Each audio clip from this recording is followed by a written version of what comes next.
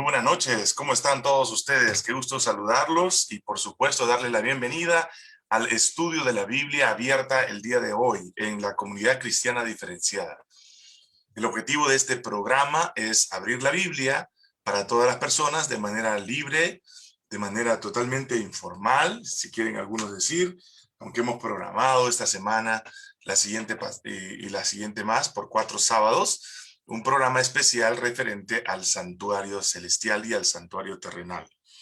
Dentro de este estudio, lo que ustedes van a tener como información es la referencia al por qué Dios establece un santuario en la tierra. Los invito a compartir con sus amigos. Si ustedes no estaban pensando compartirlo, ahora lo pueden hacer. Lo pueden hacer en un grupo, grupo de amigos. Pueden compartirlo por medio de WhatsApp o por Instagram o quién sabe por algún sistema que usted quiera compartir este mensaje acerca del santuario. Estamos estudiando por qué Dios establece un santuario. Estamos en nuestra segunda parte. Para todos los que quieran participar, no tienes que ser miembro de una religión para estudiar la Biblia. Tú simplemente tienes que desear y deseando puedes compartir este momento de estudio de la Biblia para ti y para todos nosotros. Así que los invitamos. Ya hemos invitado a varias personas para que puedan acompañarnos en el programa de hoy. Hoy estamos en la segunda parte de nuestro estudio acerca del santuario. Dijimos que el santuario celestial fue la muestra para Moisés para establecer un santuario terrenal. El objetivo era didáctico, el objetivo era enseñar a un pueblo que no tenía a Dios, que no tenía idea de Dios, ni cómo adorarlo, de cómo era el plan de sacrificio para la restauración del hombre del pecado y de su condición de rebelión. Entonces Dios utiliza una manera didáctica de desarrollar el tema del santuario y convertirlo en una manera de enseñar al pueblo lo que Dios tenía para ellos. Vamos a abrir nuestro tema donde nos quedamos la vez pasada, así que les voy a compartir a ustedes el programa de hoy. Estamos en la diapositiva número 23, en la que nos quedamos el sábado pasado. Con anhelante interés, las multitudes de Israel se agolparon para ver la sagrada estructura.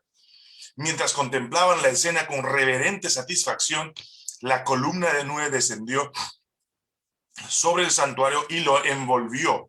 Dios estaba aprobando el momento específico en el que el santuario se convertía en el medio donde Dios habitaría. Yo habitaré en medio de vosotros. Era la promesa de Dios. Así que se estaba cumpliendo y los israelitas estaban sumamente felices de ver el cumplimiento de la promesa de Dios al hacerse el santuario. Hubo una revelación de la majestad divina y por un momento ni siquiera Moisés podía entrar. Con profunda emoción el pueblo contempló la señal de que la obra de sus manos era aceptada. No hubo demostraciones de regocijo en alta voz. Una solemne reverencia se apoderó de todos, pero la alegría de su corazón se manifestó en lágrimas de gozo y susurraron fervientes palabras de gratitud porque Dios había condescendido a morar con ellos. Vamos a mirar ahora la parte del sacerdocio, el sacerdote. En virtud de las instrucciones divinas, se apartó a la tribu de Leví para el servicio del santuario. En tiempos anteriores, cada hombre era sacerdote de su propia familia. En los días de Abraham, por derecho de nacimiento, el sacerdocio caía en el hijo mayor. Ahora, en vez del primogénito de todo Israel, el Señor aceptó a la tribu de Leví para la obra del santuario. Mediante este señalado honor, Dios manifestó su aprobación por la fidelidad de los levitas, tanto por haber adherido a su servicio como por haber ejecutado sus juicios cuando Israel apostató al rendir culto al becerro de oro. Es importante que Leví no participó de eso. No obstante, el sacerdocio se restringió a la familia de Aarón. Aarón y sus hijos fueron los únicos a quienes se les permitía ministrar ante el Señor. Al resto de la tribu se le encargó el cuidado del tabernáculo y su mobiliario, y para ayudar a los sacerdotes en su ministración, pero no podían ofrecer sacrificios, ni quemar incienso, ni mirar los objetos santos, hasta que estuvieran tapados. Un sistema interesante de santidad, separación exclusiva para un propósito. Se designó para los sacerdotes un traje muy especial, acorde con su oficio. Dice, harás vestiduras sagradas a Aarón, tu hermano, para honra y hermosura. En Éxodo 28:2 está esta dirección de parte de Dios para Moisés. Era importante tomar en cuenta que el hábito del sacerdote común era de lino blanco, tejido de una sola pieza. Se extendía casi hasta los pies y estaba ceñido en la cintura por una faja de lino blanco bordada de azul, púrpura y rojo. Un turbante de lino o mitra completaba la vestidura exterior. Ante la zarza ardiente se le ordenó a Moisés que se quitase las sandalias porque la tierra en que estaba era santa. Miremos un poco aquí cómo la santidad de Dios se manifestaba en la forma como se vestía el sacerdote. Así, tampoco los sacerdotes debían entrar en el santuario con el calzado puesto. Las partículas de polvo pegadas en él profanarían el lugar santo. Así como a Moisés se le dijo, quítate las sandalias porque estás en un lugar santo, así también a los sacerdotes se les pedía eso. Debían dejar los zapatos en el atrio antes de entrar en el santuario y también tenían que lavarse tanto las manos como los pies antes de servir en el tabernáculo o en el altar del holocausto. Estamos hablando de adoración y redención, muy, muy importante. En esa forma se enseñaba constantemente que los que quieran acercarse a la presencia de Dios deben apartarse de toda impureza. Interesante, ¿no? Las vestiduras del sumo sacerdote eran de material costoso y bellísima confección, como convenía a su elevada jerarquía. Además del traje de lino del sacerdote común, llevaba una túnica azul, también tejida de una sola pieza. En el borde del manto estaba ornamentado con campanas de oro y granadas de color azul, púrpura y escarlata. Sobre esto llevaba el efod, prenda más corta de oro, azul, púrpura, escarlata y blanco, rodeada por una faja de los mismos colores, hermosamente elaborada. El efod tenía mangas, no tenía mangas, era como un chaleco encima. Y en sus hombreras bordadas con oro tenía engarzadas 2 piedras de ónice que llevaban los nombres de las 12 tribus de Israel. Miren ustedes cómo estaba la vestimenta, muy bien hecha, ¿no? Contemplen un poco allí la vestimenta del sumo sacerdote. Era un momento muy especial. El sacerdote tenía que tener todo lo que Dios había establecido con el fin de que cada cosa que él representaba a Jesús. Por eso es importante estudiar este tema. Es un tema sumamente valioso, sumamente importante. Sobre el efod estaba el racional o pectoral, la más sagrada de las vestiduras sacerdotales. Era de la misma tela que el efod. De forma cuadrada, medía un palmo, 22 centímetros, y colgaba de los hombros mediante un cordón azul prendido en argollas de oro. Era de color azul. Muy importante eso. El ribete estaba formado por una variedad de piedras preciosas, las mismas que forman los 12 fundamentos de la ciudad de Dios. Dentro del ribete había 12 piedras engarzadas en oro, arregladas en hileras de 4, que como las de los hombros tenían grabados los nombres de las tribus. Él cargaba sobre su cuerpo el nombre de su pueblo. Ya lo van a ver ustedes más adelante.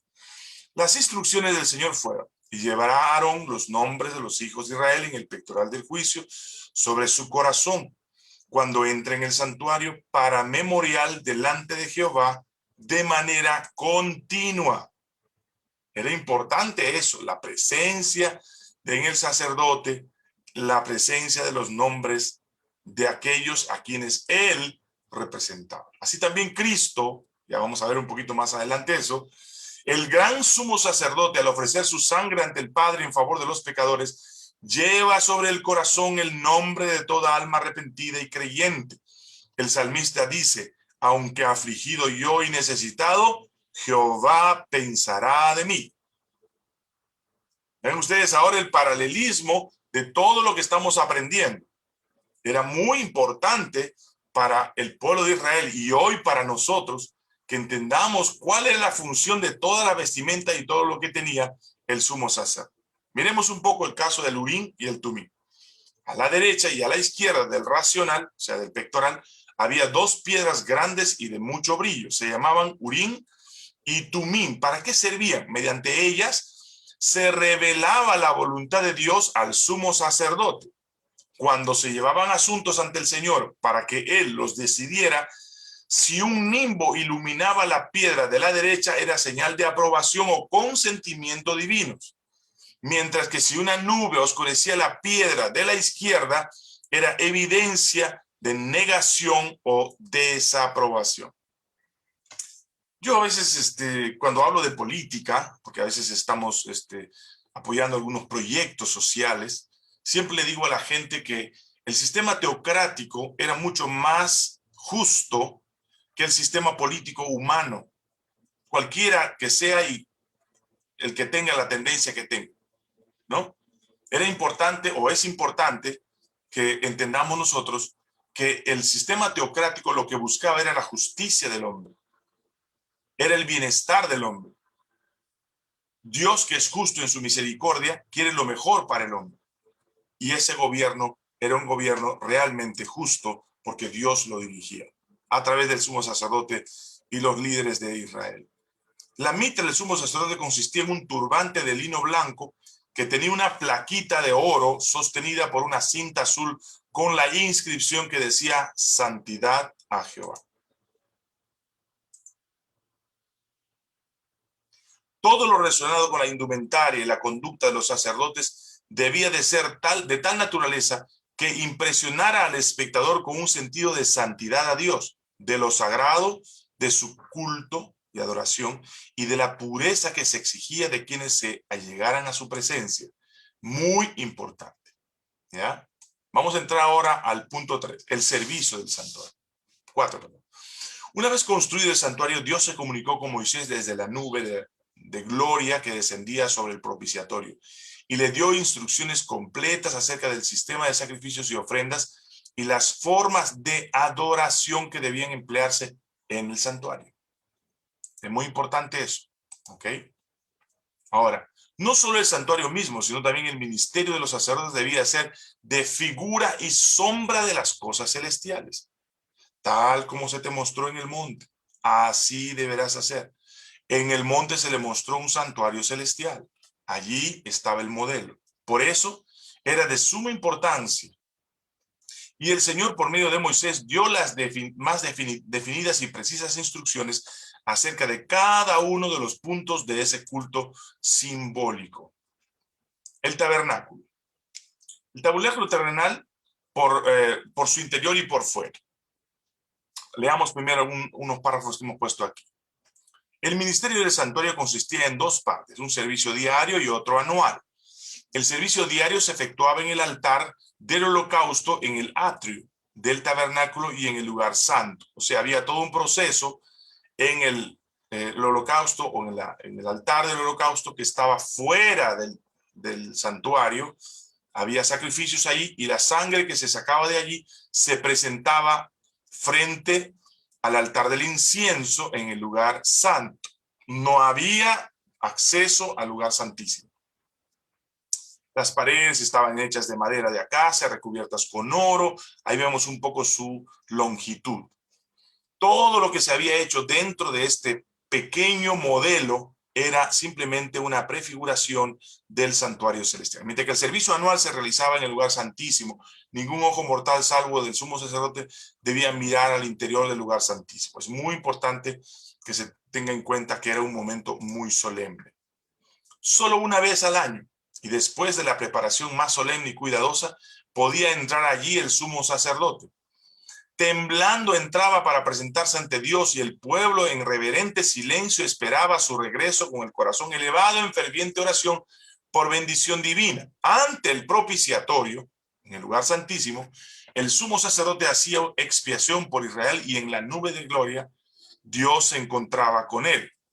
Si su permanencia en dicho sitio duraba más del tiempo acostumbrado, el pueblo sentía temor de que a causa de los pecados de ellos o de él mismo hubiese sido muerto por la gloria de Dios. En cambio, el servicio diario consistía en el holocausto matutino y el vespertino, en el ofrecimiento del incienso, el altar de oro y los sacrificios especiales por los pecados individuales. O sea, durante el día había dos sacrificios que los sacerdotes hacían con las ovejas o los corderos del rebaño del Señor. Pero también había otros sacrificios que hacían los mismos pecadores que iban y confesaban durante el día por sus pecados ante el sacerdote. Además, había sacrificios para los sábados, las lunas nuevas y las fiestas especiales. Cada mañana y cada tarde se ofrecían sobre el altar un cordero de un año, con las oblaciones apropiadas de presentes para simbolizar la diaria consagración de la nación a Jehová y su constante dependencia de la sangre expiatoria de Cristo. Dios les indicó expresamente que toda ofrenda presentada para el servicio del santuario debía ser sin defecto, o sea, el animalito tenía que ser perfecto, sano completamente. Los sacerdotes debían examinar todos los animales que estarían como sacrificio y rechazar los defectuosos. Solo una ofrenda sin defecto que representaba a Cristo podía simbolizar la perfecta pureza de aquel que habría de ofrecerse como cordero sin mancha y sin contaminación, tal como dice Hebreos y Primera de Pedro. El apóstol Pablo señala estos sacrificios como una ilustración de lo que los seguidores de Cristo han de llegar a ser. Dice, así que hermanos, os ruego por las misericordias de Dios que os presentéis vuestros cuerpos en sacrificio vivo, santo, agradable a Dios, que es vuestro culto racional. Dios quiere que nosotros nos presentemos delante del trono de la gracia con nuestros cuerpos en sacrificio vivo y solo por el sacrificio de Cristo, que es perfecto, se vuelve nuestro culto o nuestra adoración racional perfecta delante de Dios.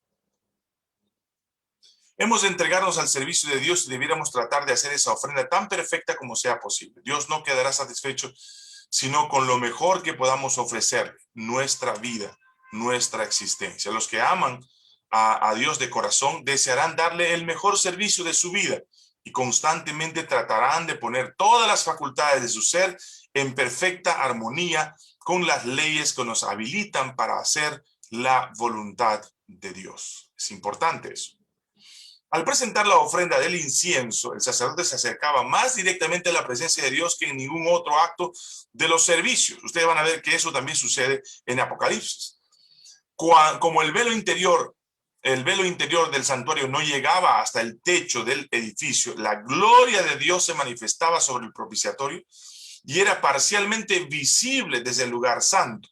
Cuando el sacerdote ofrecía incienso ante el Señor, miraba hacia el arca y mientras ascendía la nube de incienso, la gloria divina descendía sobre el propiciatorio y llenaba el lugar santísimo y a menudo llenaba tanto las dos divisiones del santuario que el sacerdote se veía obligado a retirarse hasta la puerta del santuario. La presencia de Dios, adoración y redención se sucedían en el mismo lugar y en el mismo momento. Así como en ese servicio simbólico el sacerdote miraba por el medio de la fe el propiciatorio que no podía ver porque no podía entrar hasta allí. Así ahora el pueblo de Dios ha de dirigir sus oraciones a Cristo, su gran sumo sacerdote, quien, invisible para el ojo humano, está intercediendo en su favor en el santuario celestial. Él es el intermediario. Él es quien nos hace propicio para llegar al trono de la gracia de Dios.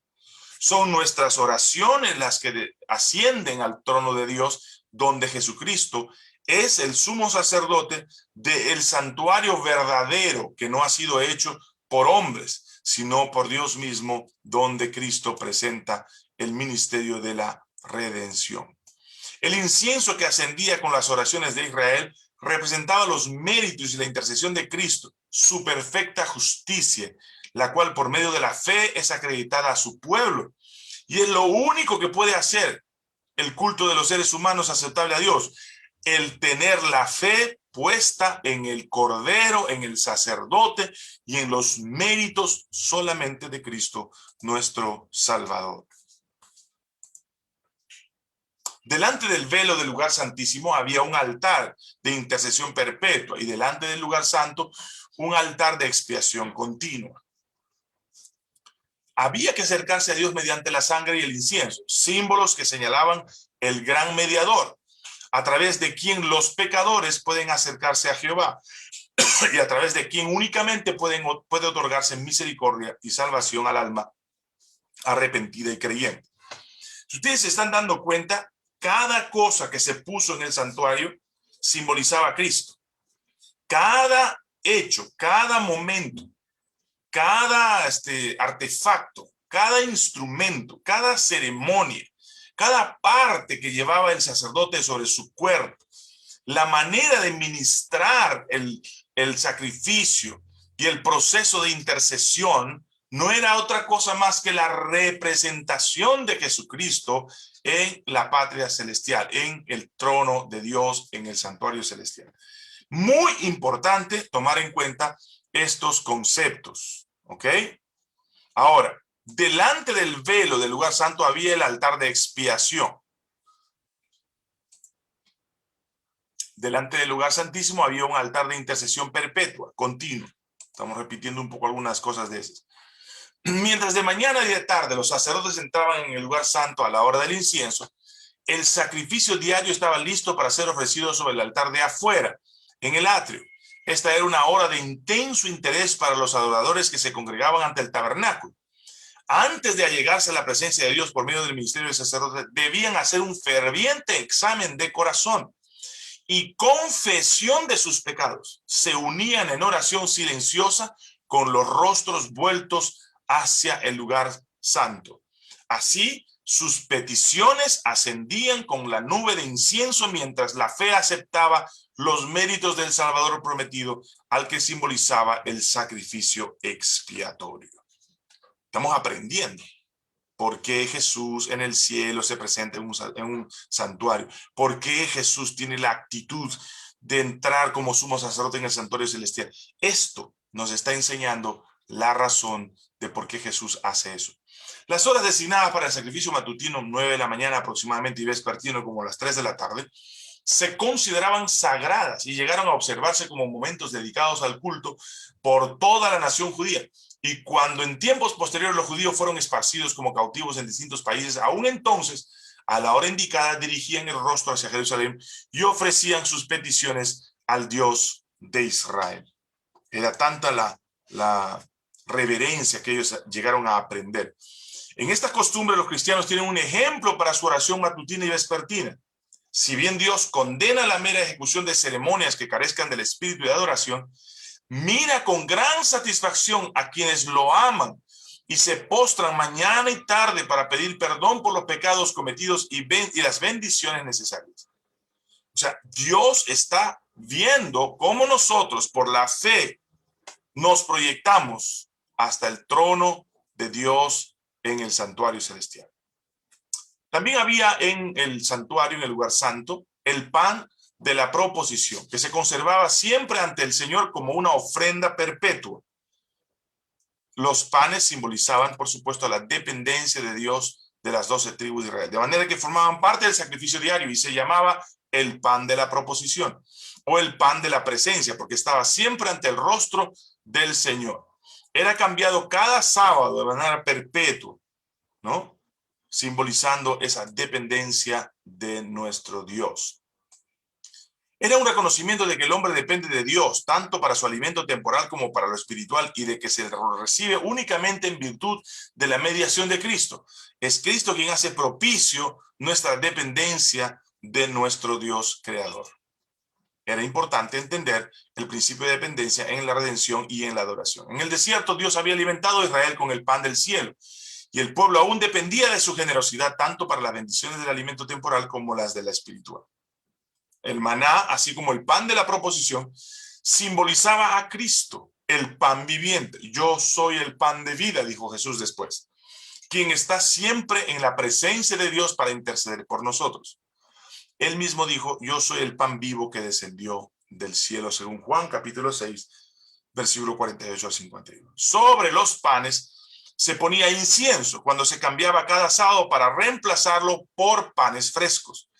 el incienso se quemaba sobre el altar como un recordatorio delante de Dios. Qué maravilla, ¿no? Una manera muy didáctica de enseñar al hombre cómo es Dios y cómo Él recibe adoración y también recibe nuestra confesión de nuestros pecados. La parte más importante del servicio diario era la que se realizaba en favor de los individuos. El pecador arrepentido traía una ofrenda a la puerta del tabernáculo y colocando la mano sobre la cabeza de la víctima confesaba sus pecados. Así, en un sentido figurado, los trasladaba de su propia persona a una víctima inocente que lo representaba para entrar al santuario. Luego mataba al animal con su propia mano y el sacerdote llevaba la sangre al lugar santo y la rociaba ante el velo, detrás del cual estaba el arca que contenía la ley que el pecador había violado. Con esa ceremonia y en ese sentido simbólico, el pecado era trasladado al santuario por medio de la sangre de la víctima o del cordero que había sido sacrificado. ¿Se acuerdan ustedes cuando Adán y Eva cayeron en pecado? Dios le dijo a Adán que hiciera un sacrificio. Así exactamente Dios lo hace también ahora, no por un sacrificio de un cordero, sino ahora por la fe en Jesucristo, que es nuestro cordero de mediador y pascual para nuestras vidas. En algunos casos no se llevaba la sangre al lugar santísimo, pero el sacerdote debía comer la carne, tal como Moisés ordenó a los hijos de Aarón, diciendo, la dio él a vosotros para llevar la iniquidad de la congregación. O sea, el sumo sacerdote cargaba a su vez sí los pecados también del pueblo. Las dos ceremonias simbolizaban por igual el traslado del pecado del hombre arrepentido al santuario, ya sea a través de la sangre misma o a través del sacerdote, porque el sacerdote representaba a Cristo. Asimismo, el santuario representaba a Cristo, quien moriría en lugar del hombre por sus pecados. Tal era la obra que se hacía diariamente durante todo el año. Con el traslado de los pecados de Israel al santuario, los lugares santos quedaban manchados y se hacía necesaria una obra especial para quitar de allí los pecados. Dios ordenó que se hiciera expiación para cada una de las sagradas divisiones, lo mismo que para el altar. Así lo limpiará y lo santificará de las inmundicias de los hijos de Israel. Todos los días se hacían sacrificios. Se rociaba sangre sobre el velo, sobre los cuernos del altar del incienso. Se presentaba ante Dios la iniquidad de los hombres y el lugar santo quedaba sucio. Entonces había necesidad de que en un día se pudiera hacer limpieza de ese lugar. No vamos a tocar este tema hoy, lo vamos a tocar el próximo sábado. ¿Por qué? Porque es sumamente importante entender en la didáctica de Dios por qué Dios quería que nosotros aprendiéramos respecto del día de la expiación, ya que ese día tenía muchísimo que ver con el exterminio total del pecado de la vida del hombre. Nosotros hemos estudiado ya está grabado en alguna de nuestras presentaciones, posiblemente por los meses de mayo o junio, acerca del capítulo 8 y 9 de Hebreos, donde nosotros hablamos del santuario celestial. Lo vamos a repetir en las reuniones después de terminar el estudio específicamente del santuario. Vamos a terminar en 2 sábados más y luego vamos a explicar esa función ahora didáctica enseñada en el desierto al pueblo de Israel, trasladarlo a lo que Pablo ya nos muestra en el capítulo 8 y 9 del libro de Hebreos acerca del santuario celestial. Cómo Cristo, siendo sumo sacerdote, ministra el evangelio de la salvación, la redención en el cielo. Nosotros estamos interesados en que usted, no importa la religión que tenga, no importa si se une a alguna iglesia o no, no nos interesa que usted forme parte de una congregación. Lo que nos interesa es que usted conozca lo que la Biblia nos muestra y cuál es la razón para mostrarnos esas verdades. Si tú no estudias el tema del santuario celestial, posiblemente no lo tengas claro acerca del plan de redención de Dios para el hombre. Es posible que no entiendas a plenitud el ministerio de Cristo. No entiendas cuál es la razón por la cual Cristo ha venido a esta tierra y ascendió a los cielos. Posiblemente no entiendas todo el plan de salvación. Porque lo que hacía el santuario de manera didáctica, pedagógica, era tratar de mostrar al hombre, no solamente a los israelitas, sino también a nosotros, a través de la historia, cómo Dios está ministrando en favor de nosotros para el perdón de nuestros pecados. Yo quiero que tú abras tu mente y leas conmigo, como estamos haciendo sin explicación alguna, estamos haciendo en la descripción de por qué Dios dio un santuario, y ese santuario ¿era necesario? Claro que era necesario, para poder complementar la obra de Cristo, para que pudieran entender los desentendidos y los entendidos que no aceptaron a Jesús cuando Jesús vino, que no quisieron saber nada con él y lo crucificaron. Para ellos también era el evangelio, pero ellos no entendieron. A lo suyo vino y no lo entendieron. No lo aceptaron. Y no queremos que eso suceda contigo ni conmigo. Que no aceptemos el sacrificio de Cristo para el perdón de nuestros pecados.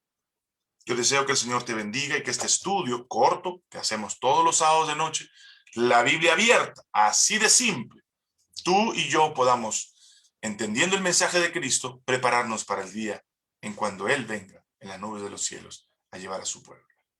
Pero Él está ministrando algo ahora y eso tienes que saberlo para que estés preparado, porque Él puede salvarte de todos tus pecados. Vamos a orar. Amadísimo Padre que estás en el cielo, era necesario que se construyera un santuario, figura del celestial, para que aprendamos la obra misericordiosa que haces por la raza humana. Te quiero pedir esta noche que tú bendigas a mis amigos que han escudriñado tu palabra conmigo, que poco a poco podamos ir entendiendo un mensaje que es oportuno, que está a disposición para que podamos ver con nuestros propios ojos la obra de Cristo por la raza caída. Queremos rogarte tu bendición y tu protección. Y sobre todo, Señor, que nos abras nuestra mente para que podamos entender que Cristo está laborando por nosotros, intercediendo por nosotros para el perdón de nuestros pecados. Señor Jesús, ven a nuestro corazón, escucha nuestras plegarias y bendícenos con tu palabra. En el nombre de Jesús, en tu nombre lo pedimos todo. Amén. Este es el programa de todos los sábados. Se llama La Biblia Abierta, de la Comunidad Cristiana Diferenciada. No tiene religión, no tiene agrupación. Lo que hacemos es mostrar la Biblia a plenitud. No importa si tú crees o no crees, no importa si tú aceptas o no aceptas. Estudia la Biblia y el Señor te guiará hacia el camino de la verdad. Que el Señor te bendiga. Boris Darmo, un servidor de ustedes. Nos vemos el próximo sábado a la misma hora. Comunidad Cristiana Diferenciada, la Biblia Abierta. Chao, chao.